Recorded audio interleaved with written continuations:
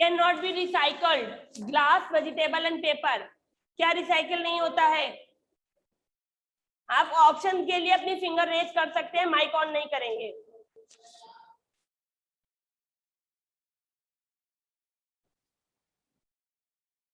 Option बोलिए, वहीं पे सबके कैमरे ऑन होने चाहिए। ऑप्शन बोलिए, हैंड रेज मत कीजिए। 1 2 3 3 ऑप्शन है, आप 3 ऑप्शन में से जो ऑप्शन की फिंगर है वो ओपन कर दीजिए, बस हैंड रेज मत कीजिए।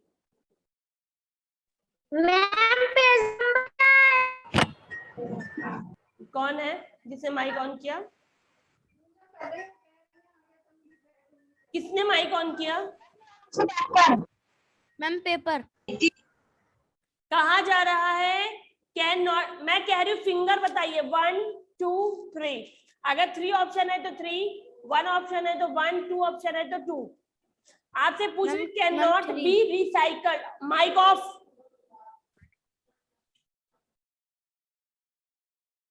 पूछ रहा है कि नॉट बी रिसाइकल्ड। रिसाइकल माने जो दोबारा नहीं बन सकता है। पहले क्वेश्चन को ध्यान से सुन लो। रितिका बेटा, क्वेश्चन को ध्यान से सुनो, पहले फिंगर नहीं उठाना है, यही अभी एग्जाम में करोगे। नॉट रिसाइकल कह रहा है, साइकिल रिसाइकल मीन्स होता है जो दोबारा ना बन सके। क्या आपका दोबारा नहीं? माइक, किसका माइक ऑन है? अब वो क्लास से जाएगा, रिमूव। वेजिटेबल्स दोबारा नहीं बन सकती, पेपर भी दोबारा नहीं बनता, अभी कल पढ़ाया था।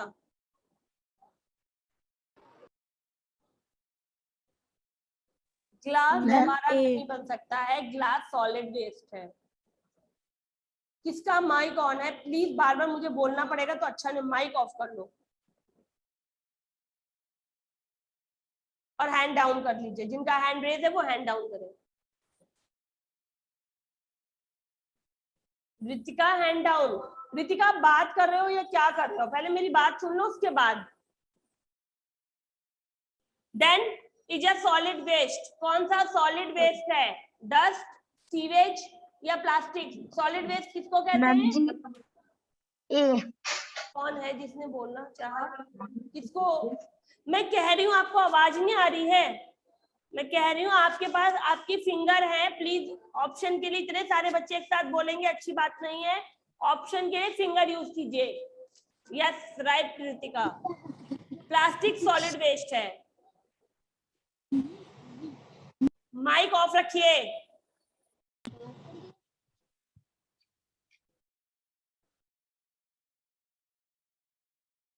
टू ऑप्शन नहीं होगा, 3 ऑप्शन होगा। सॉलिड वेस्ट प्लास्टिक है। थर्ड में कंपोस्ट ऐड, जो कंपोस्ट होता है, जो छिलकों के द्वारा पत्तियों को सड़ा गलाकर जो बनता है कंपोस्ट, वो क्या देता है मिट्टी को? हार्मफुल वेस्ट देता है, न्यूट्रिशन देता है, इन्फ्लुएंस देता है।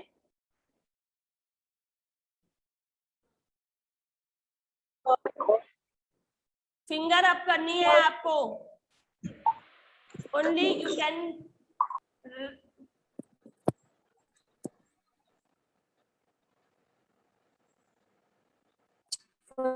किसका माइक ऑन है? किसका माइक ऑन है?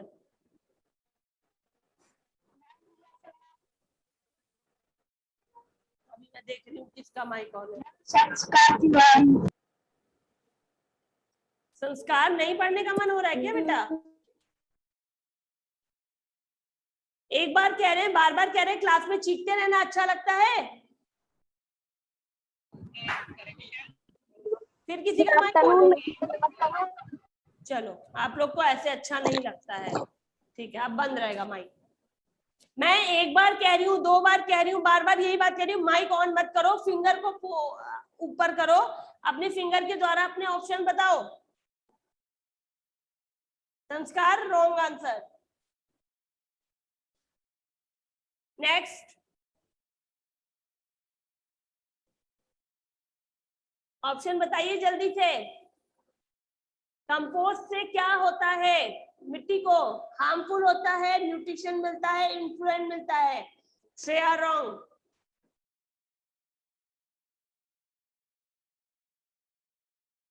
अंशिका को फिर गैस हो गया कि अब तो राइट होगा ही होगा। न्यूट्रिशन, कंपोस्ट क्या होता है? खाद होती है। आप मिट्टी को अपने घर का जो वैसा कूड़ा है ना, जो जैसे सब्जी के छिलके हैं, घर की जो धूल मिट्टी निकलती है वो है, फूल पत्ती है जो आपके गार्डन का, वो सारा एक जगह कलेक्ट कर सकते हो और उसको सड़ा कर अपने गार्डन की मिट्टी में मिला दो। वो आपका जो सड़ा हुआ मटेरियल है वो कंपोस्ट होगा और उससे मिट्टी में न्यूट्रिशन आएंगे, क्योंकि फल के छिलके, सब्जी के छिलके में क्या होता है? न्यूट्रिशन होता है। सब्जी में होता है तो छिलके में भी होता है। उससे मिट्टी में पोषक तत्व आ जाते हैं, मिनरल्स आएंगे, विटामिन आएंगे। Example of liquid waste, plastic, tin can या sewage. Yes Anshika, right. Sewage is a liquid waste. Okay, I think सबने डन कर दिया होगा। Then fill in the blanks. अब आपको यहाँ पे ऑप्शन अपनी बुक पर लिखने हैं और मुझे दिखाने हैं। अगर गलत होगा तो पेंसिल से लिखोगे, रेस कर देना। Use of cleaner fuel such as in vehicle should be encourage. कौन से क्लीनर फ्यूल्स हमें व्हीकल्स में यूज करने चाहिए, उसका नाम बताइए। शानवी का तो मन ही नहीं लगता पढ़ने में, बात ही करती है बेशरम जैसी, देखो हंस रही है।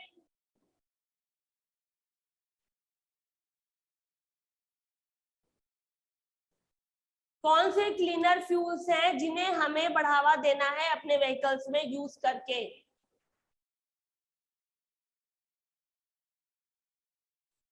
मैंने कहा बुक पर लिख दीजिए आप अपनी। Yes right Shammi, short form यहाँ पे लिख लीजिएगा बिकॉज यहाँ पर जगह कम है। इसका फुल फॉर्म होता है, फुल फॉर्म क्या होगा पता है सबको ना? फुल फॉर्म होता है कंप्रेस्ड नेचुरल गैस। अगला, excessive use of chemical fertiliser and pesticide lead. ज्यादा केमिकल और फर्टिलाइजर का यूज करने से, पेस्टिसाइड का यूज करने से क्या होता है? कोई पोल्यूशन होता है या मिट्टी को कोई नुकसान होता है, ऐसा कुछ होगा, बताइए। मैं आपको गैस दे रही हूँ, ये आप फिल करेंगे। इससे पता चलता है कि आपको चैप्टर आपने ध्यान से पढ़ा या नहीं पढ़ा। जो बच्चे मेरे फटाफट आंसर दे रहे हैं, इसका मतलब है उन्होंने ध्यान से चैप्टर को सुना है, घर पर समझा है। और जो सिर्फ चीटिंग कर करके फिल कर रहे हैं ना, वो तो सिर्फ मेरे भरोसे बैठे हैं। और कुछ तो अभी मैं माइक ऑन कर दूं तो आप ऑप्शन बोलोगे, 2-4 लोग तो ऐसे भी हैं जो वही ऑप्शन रिपीट करके बोल देते हैं। ये शामी, वो थोड़ा पास करना, क्लोज करना।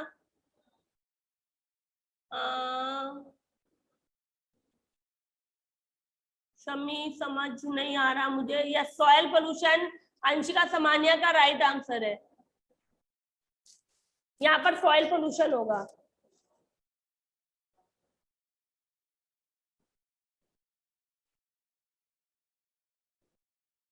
ओके,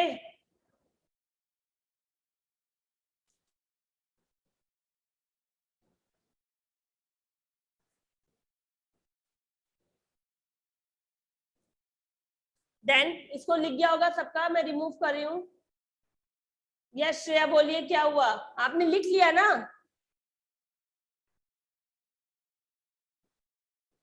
सॉइल पोल्यूशन लिखना है श्रेया।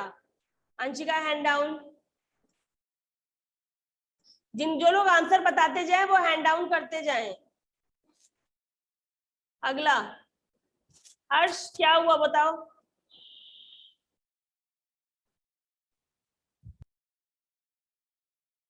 हर्ष बोलिए। मैम हमारे मैम सेकंड थर्ड और फिफ्थ में है मैम, उसमें टिक राइट में। क्या मैम टिक राइट में सेकंड थर्ड और फिफ्थ नहीं हुई। नहीं हुआ ना? तो ऐसा तो है नहीं पीडीएफ में आएगा नहीं, या उसके अगर आपको तुरंत करना है तो फिर आप रिकॉर्डिंग में देखिएगा, वहां से कीजिएगा। अभी आगे कंटिन्यू करने, मुझे आगे चैप्टर पढ़ाना है।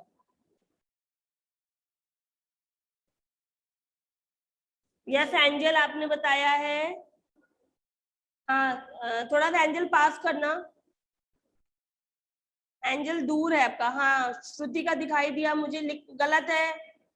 हाँ श्रुति का सही है, हाँ एंजल आपका भी सही है, अंशिका का भी सही है, वेरी गुड। चलिए लिखिए, यही होगा इसका आंसर। जब हम कर रहे होते हैं, जब मैं बोल रही होती हूँ, इसीलिए कहते हैं जब मैं चैप्टर पढ़ाऊं तो मेरे साथ साथ पढ़ते चलो। अभिनय बहुत मजा आ रही है तुम्हें, अभिनय को तो इतनी मजा आती है, आंसर एक भी नहीं बताना, पता नहीं क्यों हंसी आती रहती है। हाँ अनुभव, कोई डाउट? अच्छा ठीक है। हाँ मैम, ये फोर्थ वाला हमें पता है। हाँ तो फिर बता दो, माइक ऑन हो गया तुम्हारा तो। मैम 3। Very good. चलिए कुछ उनको भी बताने दिया करो, बगल वालों को। बाकी लोग हैंड डाउन। जरा सा ऑप्शन था 3 बताने में भी अभिनय को नहीं मुंह से निकला। हैंड डाउन, मैंने 3 लिख दिया है। अगला सॉइल पोल्यूशन रिड्यूस, मानवी ने क्या लिखा है? मानवी मुझे दिख नहीं रहा आपका ऑप्शन, प्लीज। क्या रुद्र? सही से करो, पास में तो दिखाई देगा, ऐसे दिख नहीं रहा है।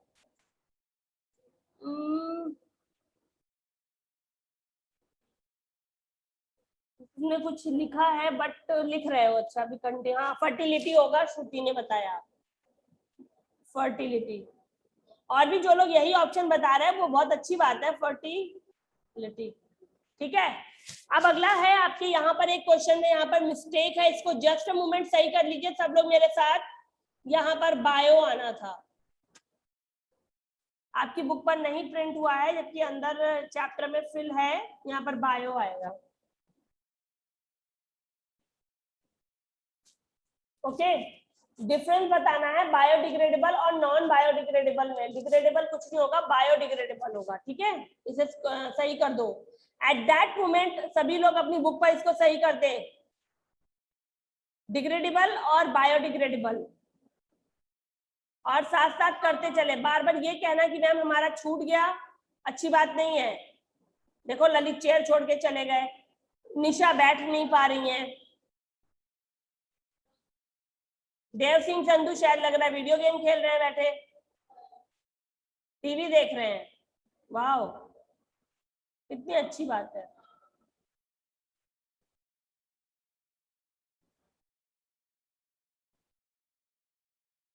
बीच बीच में मैं भी देख लेती हूँ कि कौन क्या कर रहा है।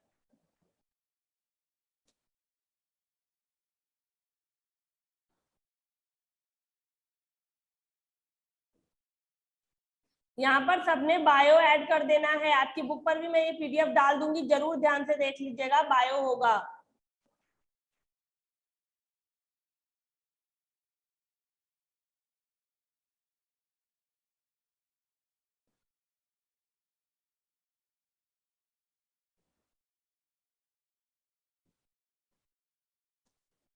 हाँ, और कौन क्या कर रहा है? बाकी लोगों का तो कैमरा बंद हो चुका है, इनके पास टाइम नहीं है पढ़ने का। सब ने कैमरा बंद कर रखा है, बंद करके रखो, अभी मैं क्लास से रिमूव कर दूंगी सबको।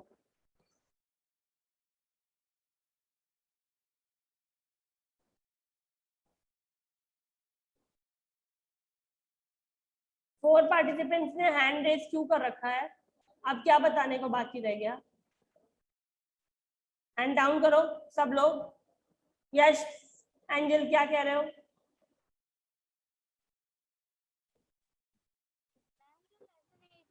आवाज नहीं आ रही एंजल, आवाज नहीं आ रही है एंजल।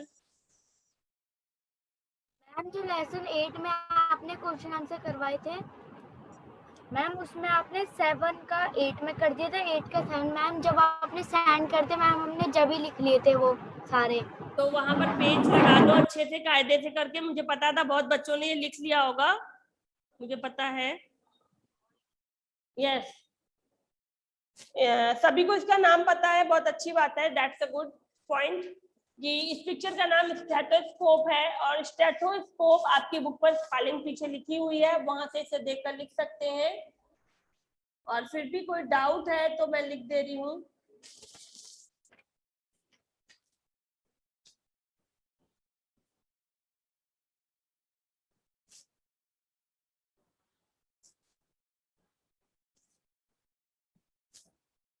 ठीक है, ये स्कोप और इसका क्या यूज है, पूछ रहा है आपसे यूज क्या होता है।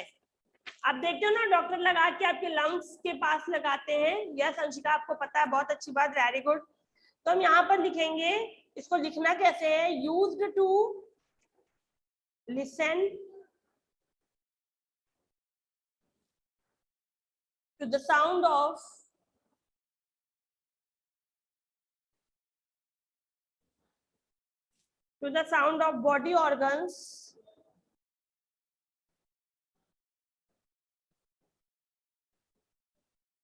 body organs like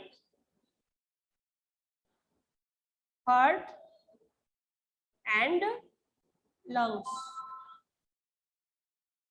ठीक है, इसे लिख लीजिए, यूज्ड टू, क्या यूज है, it used to listen to the sound of body organ like heart and lungs. Heart और लंग्स जैसे जो ऑर्गन्स होते हैं उनका साउंड सुनते हैं। अब आप सोच रहे हो कि लंग्स में कैसा साउंड होता है, जो हमें खांसी होती है तो डॉक्टर कैसे बताता है ना कि कफ आपके लंग्स पे जम गया है, तो जब हम सांस लेते हैं ना तो वो फड़फड़ाता है, खड़खड़ाता है, कुछ ऐसा होता है मे बी, तो डॉक्टर उसे सुन के हमें बताते हैं कि आपके जो लंग्स हैं उस पर कफ जम गया है, आपने आइसक्रीम ज्यादा खाई है, तो ये चीज होती है, तो वो उसमें सुनाई देता है, बट हमें नहीं सुनाई देता है, हमें सिर्फ खांसी सुनाई देती है। ठीक है, ये कर देना। देन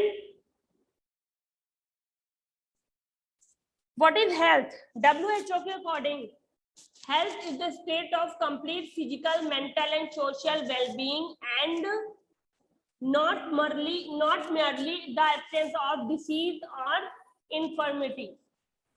हेल्थ क्या है, स्वास्थ्य क्या होता है, जो एक ऐसी अवस्था जिसमें फिजिकल तौर पे, शारीरिक तौर पे, मानसिक तौर पे, हम सामाजिक तौर पर ठीक हो, यानी हमारे अंदर, और not merely the absence of disease, और हम नहीं होनी चाहिए किसी भी डिसीज की, किसी भी कमी, कोई भी कमी हमारे अंदर नहीं होनी चाहिए, एब्सेंस ऑफ डिसीज या इन्फर्मिटी नहीं होनी चाहिए हमारे अंदर, तभी हम हेल्दी होते हैं।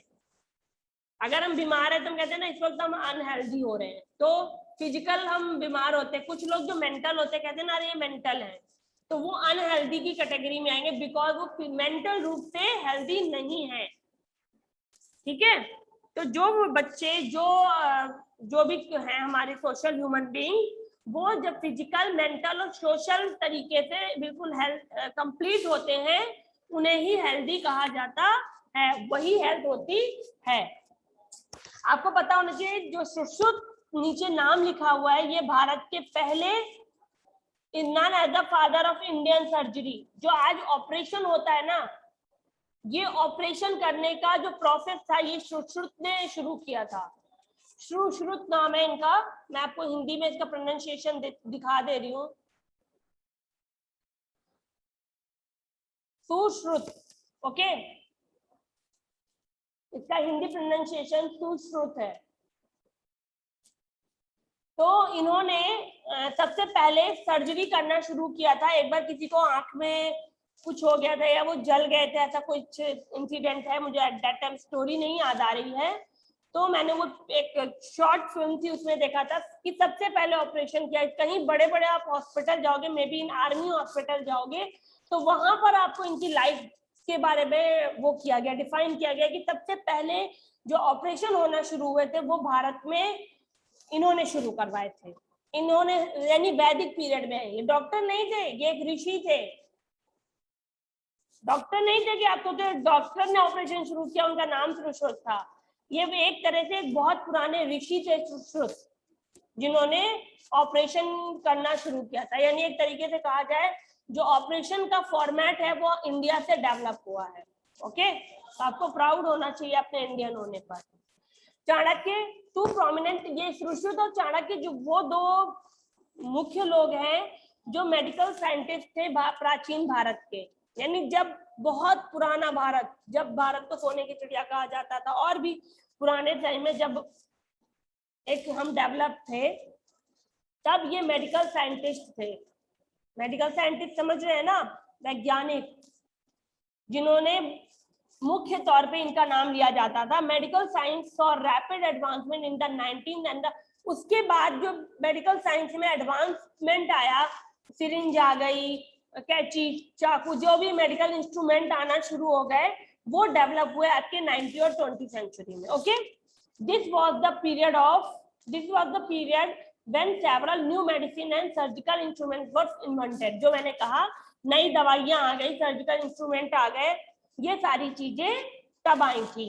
Discovery help people to live healthier life and increase life span. जो नई नई खोजें होना शुरू हुई थी, उन्होंने लोगों के जीवन को स्वस्थ बनाया और the duration for which the living thing function, और लाइफ स्पेन मीन्स होता है जो लोगों के जो काम करने का फंक्शन था उसको थोड़ा, उसका duration, the duration for which the living thing function. जैसे आपके किडनी में कोई प्रॉब्लम आ गई तो उसको सॉल्व करना, इस तरह के जो काम होते वो लाइफ स्पेन हुए, उनको बढ़ा दिया। ठीक है, प्रोग्रेस क्या हुई, कुछ आपको इंस्ट्रूमेंट आ गए, जैसे क्लिनिकल थर्मोमीटर आ गया, सबसे पहले आया था clinical thermometer, invented by Daniel Fahrenheit. इसको डैनियल फॉरेनहाइट जर्मन फिजिस्ट थे जिन्होंने 1715 में इसको इन्वेंट किया था। आपको ये नाम पता होने चाहिए, सबसे जरूरी बात, डैनियल फॉरेनहाइट। क्लिनिकल थर्मोमीटर एक पतला कांच का रॉड होता है जिसमें मरकरी का बल्ब होता है, और इसके आखिर में सबसे आगे ना, इसकी जो कांच वाले थर्मामीटर की जो आगे नोक होती है, जो आगे बॉल होता है, वो मरकरी का होता है। इस पर डिग्री 95 फॉरेनहाइट से लेकर 110 फॉरेनहाइट तक होती है। It also has a Celsius scale, इसमें सेंटीग्रेड में भी, सेल्सियस में भी टेम्परेचर होता है। 98.4 Fahrenheit is taken as the normal body temperature. हमारे शरीर का जो नॉर्मल टेम्परेचर है वो 98.4 होता है। जब आपको कभी बुखार हो रहा हो तभी डॉक्टर कहते हैं थोड़ी थोड़ी देर में बुखार चेक करते रहने के लिए। 98.4, कहीं कहीं आपको 98.6 डिग्री भी मिलेगा, 6 डिग्री फॉरेनहाइट मिल सकता है। तो ये तब बुखार हमें नहीं होता। अभी हम अपना टेम्परेचर चेक करेंगे तो आपको 98.4, 3, 5, 6 ऐसा कुछ दिखा रहा होगा अपने थर्मामीटर पे, अगर आप चेक करते हैं तो। जिसे बुखार होगा उसका टेम्परेचर इससे आगे जा रहा होगा या चढ़ रहा होगा तो भी टेम्परेचर इससे आगे शो करेगा। ठीक है, if the body temperature is higher or lower than the normal body temperature, we know that the person has a fever and not well. अगर टेम्परेचर 98 से ज्यादा है तो, और 98 से कम है तो जो भी व्यक्ति है वो अच्छा नहीं है।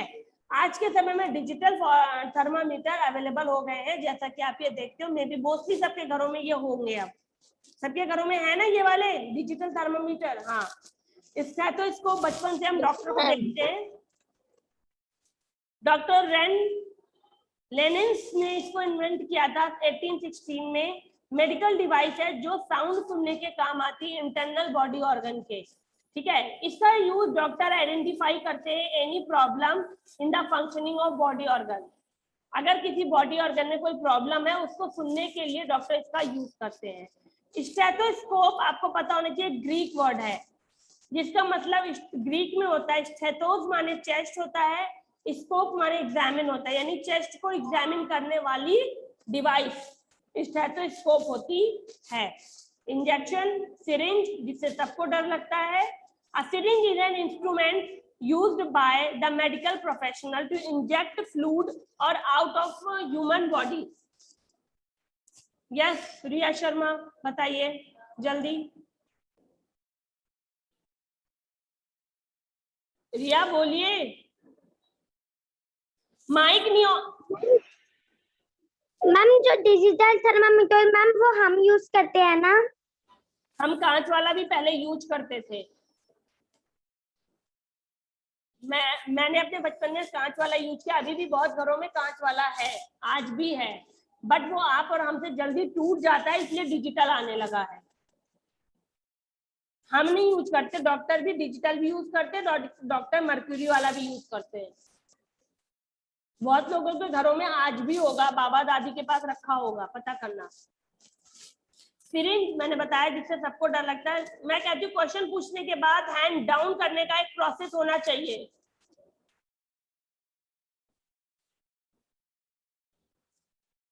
ह्यूमन बॉडी में कोई भी फ्लूइड्स जो होते हैं उनको डालने के लिए, जैसे ग्लूकोज चढ़ाने के लिए, या हमारी बॉडी में अगर कुछ गलत चला गया है उसको निकालने के लिए इंजेक्शन का यूज किया जाता है। ये पंप की तरह होता है, इसमें बहुत खोखली सी सुई लगी होती है। हेलो मीन्स होता है खोखली। जो सुई होती है ना उसमें बहुत ध्यान से देखना है, पतला सा छेद होता है, वो लोहे के पाइप जैसी होती है, बिल्कुल पतली सी, जो दवाई को अपने अंदर खींचती है और फिर दवाई हमारे अंदर आती है। फ्रांसिस रेंड ने आयरिश फिजिशियन थे जिन्होंने सिरिंज बनाई थी। इन्हें बच्चे पसंद नहीं कर रहे हैं क्योंकि इन्होंने इंजेक्शन बनाया। कोई सुनना नहीं चाह रहा है कि इन्होंने इंजेक्शन क्यों बनाया, दर्द होता है इसको लगाने के बाद। फ्रांसिस रेंड ने, जो आयरिश फिजिशियन थे, इन्होंने सिरिंज बनाई। इसके बाद अलेक्जेंडर वुड, चार्ल्स परवेज ने इम्प्रूव किया इनके डिजाइन को। ठीक है, जो आज के समय में इंजेक्शन आ रहे हैं वो इन्होंने इम्प्रूव किया है। और किसी को पुराने इंजेक्शन याद हो अगर, वो मोटा सा थोड़ा होता था, आजकल इंजेक्शन पतले से आने लगे हैं तो डर थोड़ा कम लगता है, पर मोटे वाले से बहुत डर लगता था। यस नैतिक, क्या कहना है? सबको पता चल गया। मोटा वाला होता था ना, थोड़ा मोटा था, सब लोग डराते थे उससे हमें। हाँ, वो वाला जो होता था वो रेंड ने बनाया था। अब जो ये पतले वाले आते हैं बिल्कुल, ये अलेक्जेंडर वुड और चार्ल्स परवेज ने इसको इम्प्रूव किया है। माइक्रोस्कोप ये एक इंस्ट्रूमेंट है जो माइन्यूट ऑब्जेक्ट देखने के काम आता है, जिनको हम अपनी खुली आंखों से नहीं देख सकते हैं, इन आंखों से नहीं देख सकते। जिस ऑब्जेक्ट को उसके देखने के लिए माइक्रोस्कोप को यूज करते हैं उसमें वो बड़ा दिखाई देता है। ओके, डच ऑप्टिशियन थे जैफ्रिड जैंशिन थे, जिन्होंने लाइट माइक्रोस्कोप 1590 में इन्वेंट किया था। उसके बाद एक पतले फ्लिया ग्लासेस का माइक्रोस्कोप आया जो डच साइंटिस्ट एंटन वॉन लीवेनहॉक ने बनाया। और आज के समय में जो आपके ये चल रहे हैं माइक्रोस्कोप, वो एंटन वॉन लीवेनहॉक के चल रहे हैं। ओके, रिसेंट टाइम में माइक्रोस्कोप का यूज सर्जिकल ऑपरेशंस में भी किया जाता है। ठीक है, मेडिकल इमेजिंग, मेडिकल इमेजिंग होती है जो आपके एक टेक्नोलॉजी है जिसमें आपके को विजुअल प्रेजेंट, जैसे आपका एक्सरे होता है, ठीक है, बॉडी ऑर्गन्स को देखने के लिए ये यूज किया जाता है, जैसे एक्सरे। डब्ल्यूसी रॉन्टेज ने इसको इन्वेंट किया था 1895 में। एक्सरे मशीन क्या होती है? इनसाइड द ह्यूमन बॉडी हमें दिखाती है पिक्चर लेकर। For example, doctor find out the bone fracture with the help of X-ray. हड्डी कहाँ से टूटी है, डॉक्टर इसको चेक करने के लिए एक्सरे करवाते हैं। एमआरआई, आजकल बहुत नाम सुन रहे होंगे आप, एमआरआई का सुनते हो मोस्टली।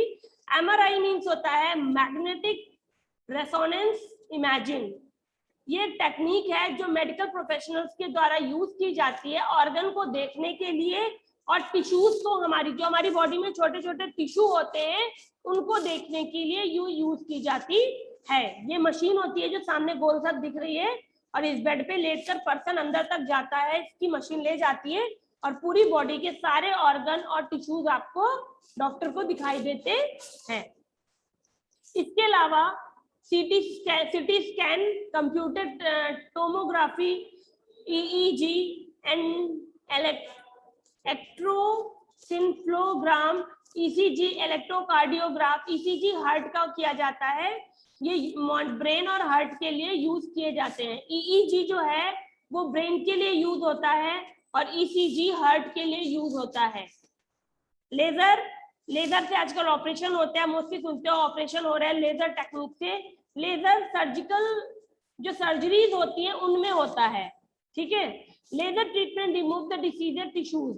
लेजर में क्या होता है, जिस जगह से बीमारी पैदा हुई है उस टिश्यू को हटा देता है और उस जगह को अंदर ही उसी जगह पर सही करके बंद कर देता है। जैसे आपको मान लीजिए पेट के अंदर कहीं पर कोई गांठ हो गई है, तो जब आप उसका लेजर ऑपरेशन कराओगे, जैसे किडनी में स्टोन हो जाता है तो लेजर ऑपरेशन होता है, तो क्या करते हैं, पेट को कट नहीं करा जाता है, सीजिंग नहीं होती है, सीधे लेजर टेक्निक से आपकी किडनी के अंदर लाइट करते हैं मशीन के थ्रू देखकर, और किडनी के अंदर उसको वहीं पर तोड़कर उसको बाहर निकाल दिया जाता है। लेजर के थ्रू ऐसे ऑपरेशन होता है कि चीरा लगाने की जरूरत नहीं पड़ती है। ओके, अब आगे आपको पढ़ना होगा एंटीबायोटिक्स के बारे में और वैक्सीनेशन, ठीक है, और ये पेस्टुरिएशन, स्टेरिलाइजेशन क्या है और बाकी चीजें और वर्ड मीनिंग करनी है, ठीक है।